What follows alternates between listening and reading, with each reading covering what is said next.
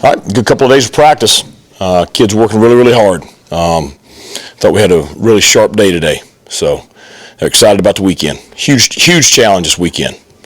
Navy is always a challenge. I think that just this year's team, just how hard they play, how physical they are. Just a really strong defense. They're doing. We talked about the other day, doing a lot of diverse things on offense. Present a lot of challenges to prepare for. Huge challenge this weekend, but the kids are working really hard. They're excited about the matchup. You guys always practice physical. When you know it's going to be as physical as it is Saturday, do you turn it up even more? Do you try to find that balance to keep them fresh? Yeah, that's the balance. We went just a touch shorter as far as length. Because we didn't work as much of our traditional spread stuff defensively, but there are portions of practice. It is what it is. You're facing an offense and a defense like this. You got to prepare for it. Our kids know it. Especially the ones that have played against them for several years now. They know what kind of game this is going to be. So they're kind of, beating that drum in the locker room.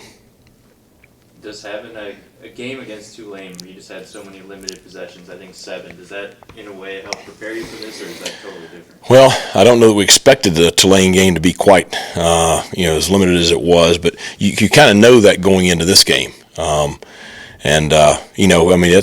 You look at the last 3-4 years that we've played them. They've been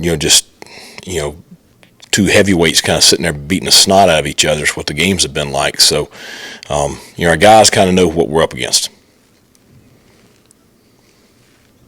How different is it, like, playing on the road at a service academy? Obviously, our Army's about to join the Right. conference, too. How much different is it, like, pregame and not getting caught up in that?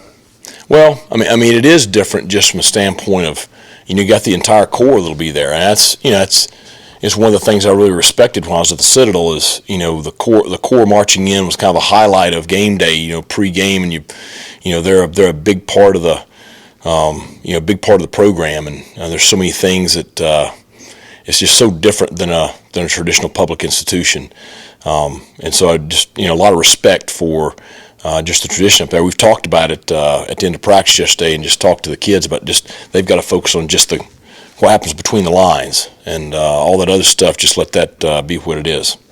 With the clock always running, with them running the ball as often as they do, you kind of prioritize what you're doing on the ball and trying to take advantage of timeouts and things like that when you get late game? Well, you've got to.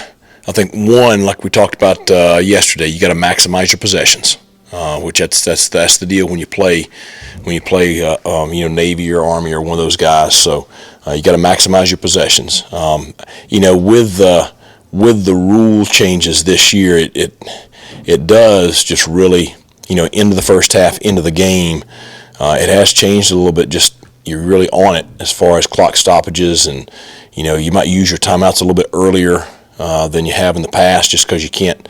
The clock's not going to stop when you go out of bounds, and just the situations has been a touch of an adjustment this year. Did any players bake you a cake yesterday for your birthday? Nah, they didn't dunk me, so that was good because it was a little chilly yesterday. But I got plenty of birthday wishes, so I appreciated that. The best thing they could get me would be Saturday afternoon. So let's hope we were able to earn that. Anything else? All right, appreciate you guys.